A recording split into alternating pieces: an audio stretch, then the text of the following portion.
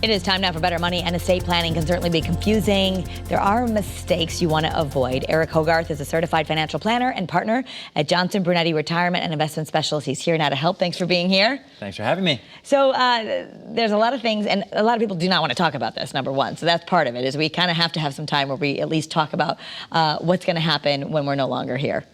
Yeah, it's not fun to talk about dying, but it's important. I mean, and a lot of people, over half of retirees, don't have a will, or you have a will that's so old that you got it when your kids were born and now you're grandparents. And I know we want to think about living forever, but you need a plan if you don't. Yeah. And number one, so here's some simple things that people need to do.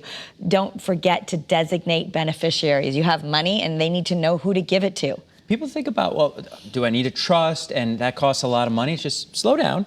Start with a beneficiary. That costs no money. No money. Like, you look at your bank account. Do you have a transfer on death on it? Most people don't. You should. How do you do that? Free. Call them up and say, I need a transfer on death? Just go to the bank and say, I want to list the beneficiary or transfer on death on it. And it just makes life easier. It costs nothing. Yeah. And it makes a huge difference on taxes. I mean, we've seen scenarios where someone has died and their family member had not designated that. Now the money's locked up for like 3 months. And it's, well, how do we pay for a funeral? Versus a little piece of paper would have avoided that. It would have fixed everything. Okay. Yeah. Understand your estate plan. Hope best case scenario, plan and prepare worst case scenario. I like when people make the jokes about bouncing the check to the funeral home. No offense if you own a funeral home, or, you know, spending my last dollar on my last day. But if it doesn't go that way, this is everything you have ever saved. Have a plan for where you want it to go. And I said understand it, but if it starts with even reading and adjusting that plan annually. You want people to sit down and look at it. Things change. Maybe you get to a point where it's like, you know what, my kids are doing well. What about my grandkids? I think it's going to cost $1 million a year for college.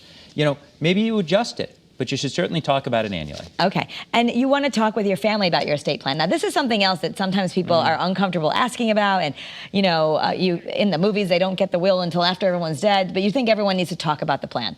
I think everyone's situation is different. I think it is wise for some people to be guarded on that information, but you certainly don't want people rushing around saying, well, did they have any money? When they, not about inheritance, but just about mistakes that are made if people are left in the dark trying to figure it out after someone's gone. Okay, and if you want some help doing this, you have a free offer. It's The Greatest Gift, and it outlines your wishes with estate plan. So we can send this to you for free. Go to bettermoneytv.com and you'll send it to everyone for free. And I think it gives you a lot of peace of mind just to have the conversation with your significant other. Start there. Yes, a plan helps. Thank you so much, Eric. Thank you. That's Better Money.